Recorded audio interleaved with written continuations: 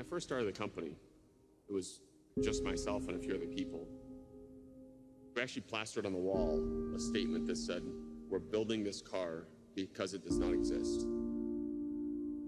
The challenge and the beauty of a clean sheet is you can do things the right way without worrying about the legacy of the past, but still leverage and learn from what's been done before.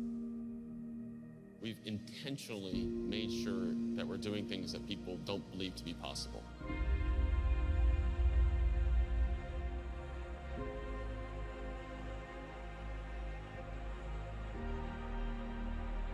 Please welcome founder and CEO Rivian, R.J. Scaringe.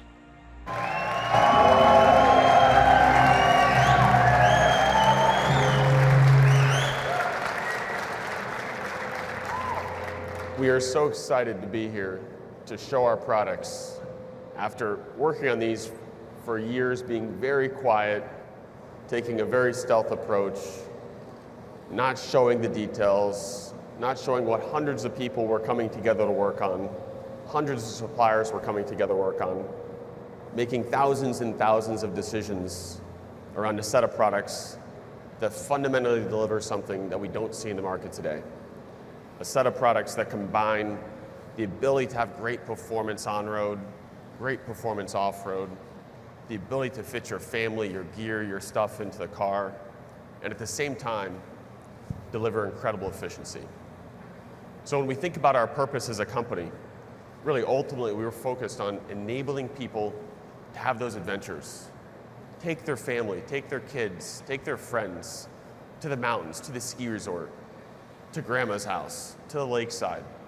So as you go through the vehicles today and as you see the different features, all the aspects of the vehicle, from the technology, to the design, to the way the vehicles are even packaged, have been set up to enable this lifestyle, to enable you to get out and enjoy the world. So before I show you those cars, we first just want to talk a little bit about the company. So we have about 600 people spread between several locations throughout the United States. We've got a large development office which is doing all of our core vehicle development, call it your traditional mechanical engineering, just outside of Detroit. Here in California, we have an office in San Jose that's doing our self-driving platform, our connectivity platform, our cloud architecture. And then in Irvine, we have our battery and our propulsion team developing all the systems that ultimately have to propel and move this vehicle. We have an additional office in the UK that's providing some additional technology support, and that all feeds into a production facility just south of Chicago, a 2.6 million square foot facility we purchased about a year and a half ago. Beautiful facility, and that's in the process as we speak of getting set up to produce these vehicles. So with that, I won't talk too much longer. I'm very excited to show you what we mean by electric adventure.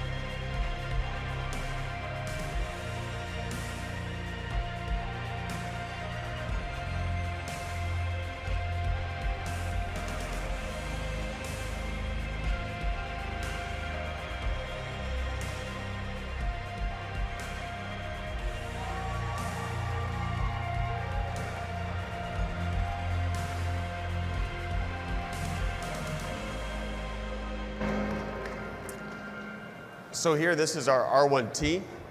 We showed this last night. There's now some pictures out on this vehicle. And next to me is our R1S, a 7-passenger 3-row SUV.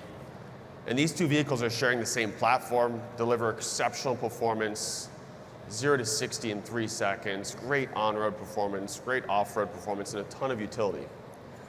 What you're first seeing here as you look at these is a very unique front end, a very unique face.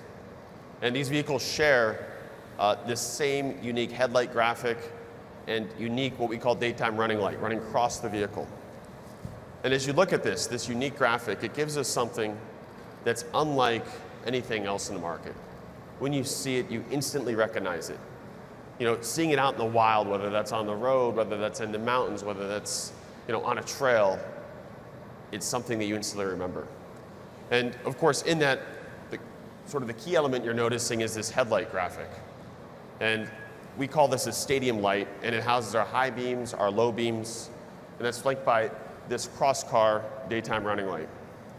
And it gives it a sense of strength, a sense of position. And we wanted to make sure that when we did this, we created a face that was unlike any other face we've seen on an adventure vehicle before. It needed to make sure it was making a statement that it was a different kind of vehicle underneath, but still very confident and strong. Now, interestingly, in addition to providing that daytime running light, this center portion here on both the R1S and the R1T is your charge indicator. So we're showing here the vehicle fully charged, but as the vehicle is less charged, you'd see this. It'd actually give you the indication also on the rear of the vehicle. Now, in addition to the very unique graphic we see here on the front, the rest of the vehicle, the surfacing, the design, really is working to communicate a sense of strength, a sense of purpose, a sense of utility and function, but simultaneously, a level of sophistication and intelligence. And you can see in the body graphics carrying around, the sheer surfacing, the very clean line work. It's intended to make a statement that this is a vehicle that you can use, you can get dirty, but it's still a very intelligent, thoughtful design. Now, unfortunately, these vehicles are sitting still here, so you can't see them moving. We'll show you some more videos of them moving here in a moment. But before we do that, I want to show some of the features and talk about not only the technology of the vehicle that enables the kind of performance we've talked about, but also how we enable these types of ventures I talked about. So whether that's carrying your gear, carrying your family. So in both the vehicles, in the front of the vehicle, we have what we consider to be a very large storage compartment that's followed by a cabin that invites you to get into it. It's comfortable, it's large. And what we've done is we've combined materials in that cabin. We put some classically premium materials and integrated those with some materials that are very durable. They can get worn on, you can get them dirty, they're easy to clean. The kinds of things you'd see in a ski jacket, the kinds of things you'd see in outdoor gear. And what you see here are pictures from the R1T. And this is a 5-passenger vehicle, very comfortable seating package. But that same mentality, that same philosophy of cleanability, durability, with a level of aspiration, with something that you want to be sitting in, carries into our SUV. And the SUV, in addition to having those 3 rows, the second 2 rows, the second row and the third row, both fold fully flat, enabling a great storage space. Now, as we think about the design of the interior, that's fitting all the people, it's fitting your gear, but we've also put a lot of time into thinking about the other storage compartments. And we have a very large front trunk, or a frunk, with 330 liters of storage. And we're going to show you this trunk opening up, and it can fit all kinds of stuff, whether that's your cooler, your backpack, your full-size suitcase, even a golf bag.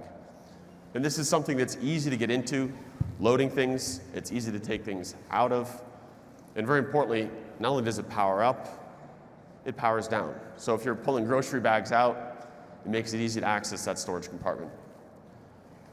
Now, in addition to the front trunk, there's what we call a gear tunnel. It's a storage compartment that goes straight through the side of the vehicle, and it enables you to put, obviously, lots of very long things, whether that's a stroller, a golf bag, a snowboard, even a surfboard can fit into this side compartment. Now, in addition to it storing all those things, that compartment and the door for that compartment acts as a wonderful step.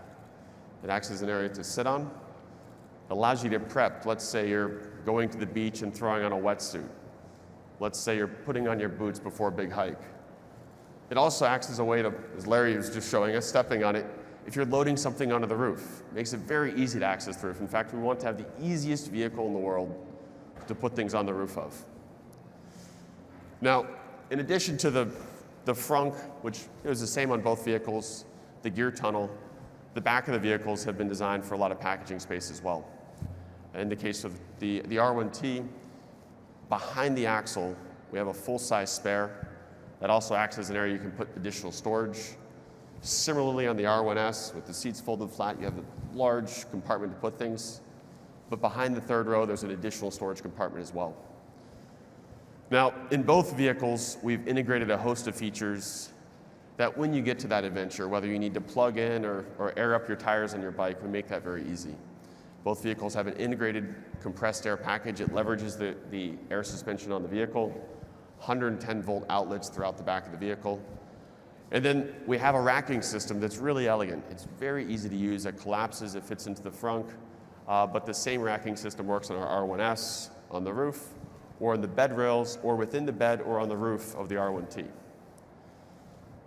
Now, we've spent some time going through some of these packaging features. We see we can put all this gear into the vehicle, and we're thinking, well, how is that possible? Of course, not having an engine gives us some advantages, but the way we've laid out the architecture, we have what we call a skateboard architecture, where essentially the whole lower half of the vehicle, all below the wheels, we carry all the core elements necessary to drive the vehicle. So your battery system, your drive system, your cooling system, the entirety of the suspension, all of our digital network architecture carried in this thin skateboard platform. And what that allows us is to fit all those storage compartments. Allows us to fit the front trunk, allows us to fit the gear tunnel, allows us to fit under-seat storage in the second row, which I haven't even talked about. And then, of course, the storage behind the rear of the vehicle. So the beauty, as I said before, of a clean sheet is you can do all these things, and you can leverage the benefits of a platform to put storage, put occupant comfort into a vehicle in a way that we haven't seen before. Now, in addition to all those packaging benefits, let's talk a little bit about the performance of the vehicle. At the core of the skateboard is our battery system.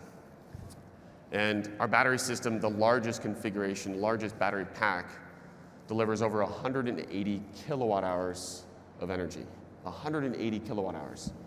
And that allows the R1T to go more than 400 miles in range, and the R1S, with a little bit better aerodynamics, slightly further on a single charge.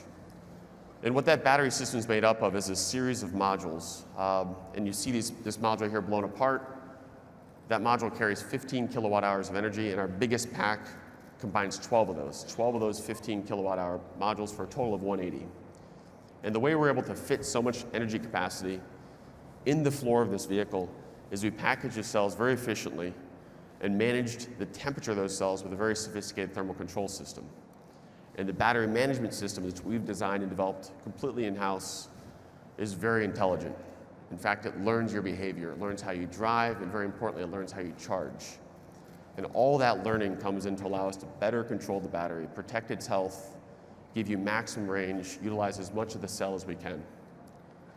Now, I could spend 30, 40 minutes talking about the battery, but I won't put you guys through that. We'll talk about some of the performance aspects of the vehicle. We'll move on to the powertrain.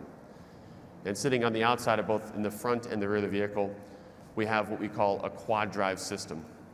And that quad drive system delivers 147 kilowatts of power per wheel.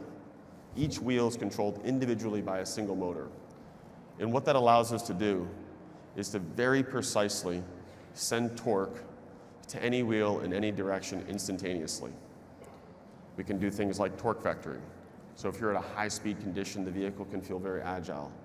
If you're in a very slippery surface, let's say you're off-road, let's say you're rock crawling, let's say you're in the mud, let's say you're on a dirt trail, we can send torque instantaneously wherever it needs to go.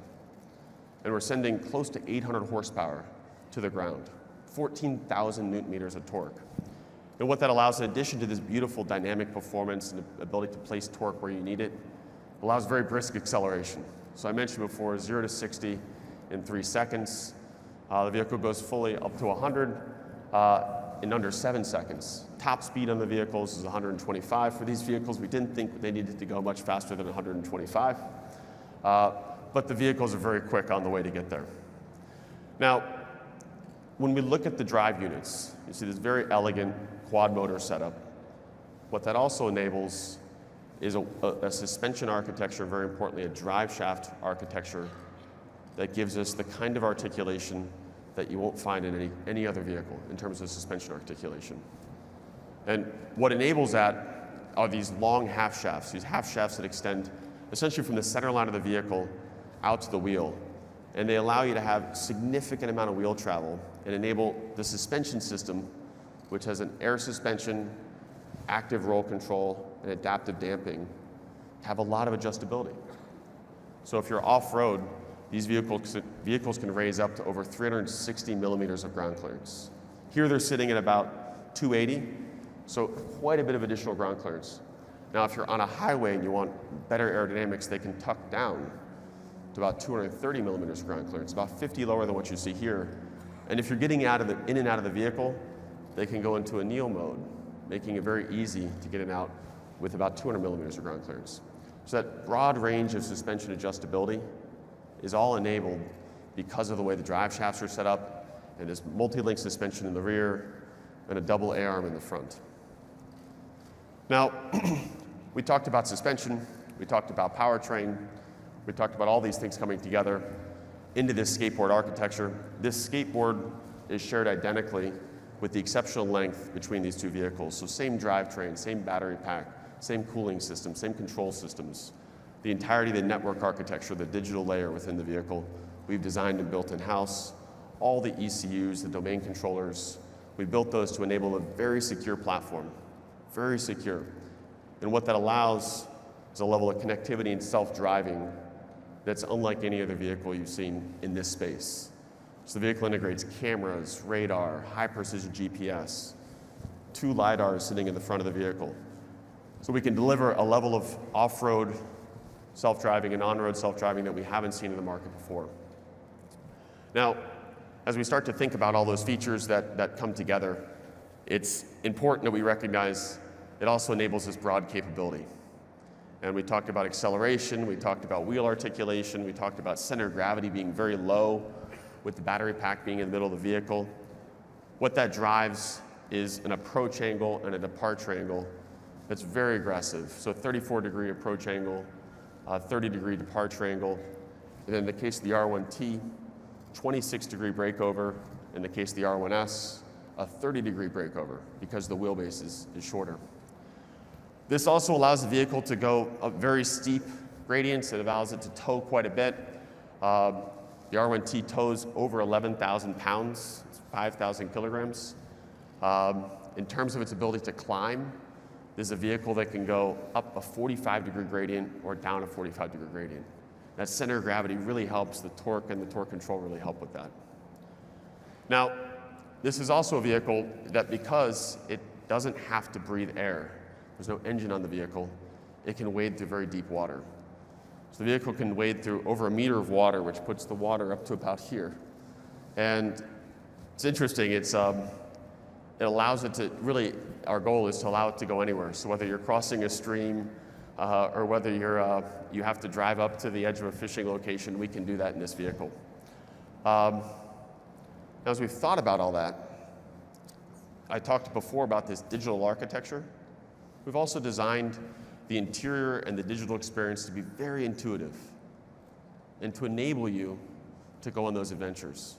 So let's find the adventure, find the location, make it very easy to use the vehicle, make it easy to interact with the vehicle.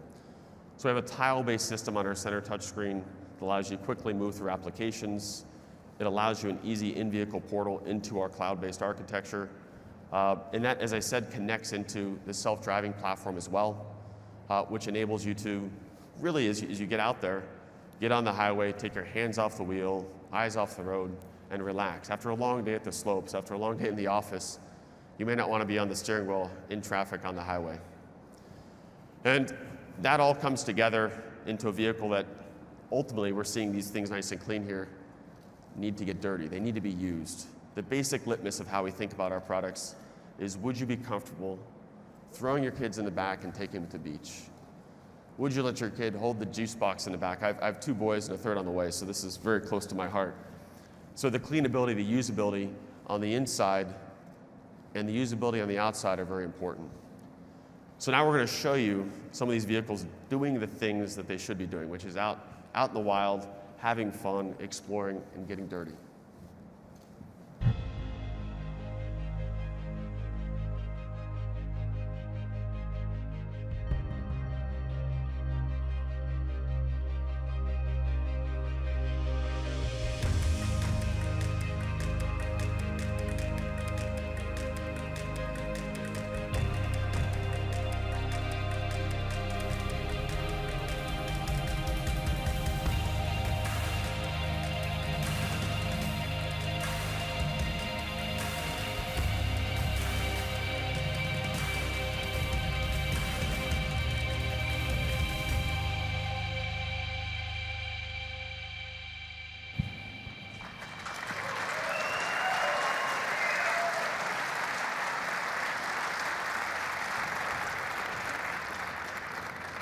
The R1T and the R1S are really fun to drive. Unfortunately, I'd love to have everybody here have a chance to drive them at some point. Hopefully you will.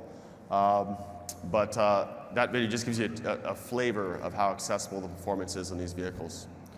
I want to thank everybody for listening to this presentation and seeing our vehicles as we show them to the world. Just in terms of timing, the vehicles are available in the second half of 2020. So we're coming up, we're getting very close to production. What you see here is what will be on the market. We've spent a lot of time, thousands and thousands of decisions, as I said, hundreds of people putting this together to make sure all the pieces are lined up. The technology, the organization, the supply chain, the manufacturing system, our financial structure, to make sure we can deliver these vehicles. We're very excited to show these, and thank you again.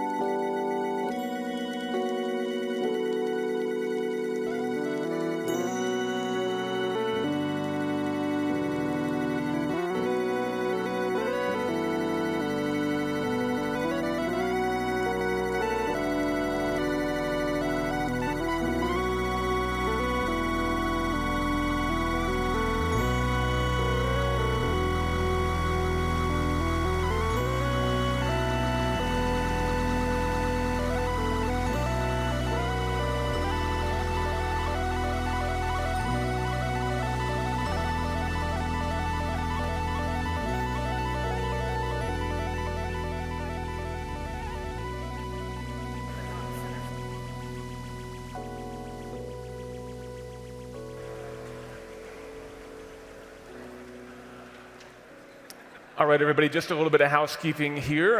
This is a very exciting presentation. Two vehicles unlike anything on the market today, really exciting stuff. And I love the fact that they're not just electric trucks, but really taking advantage of all the things that electrification offers, weighting depth and being able to charge your tools and things like that. Really awesome stuff. Now we've come to a very important part of the day, though. It's the lunch break. Rivian is actually sponsoring lunch. There are some food trucks parked outside, so I hope you go and enjoy that.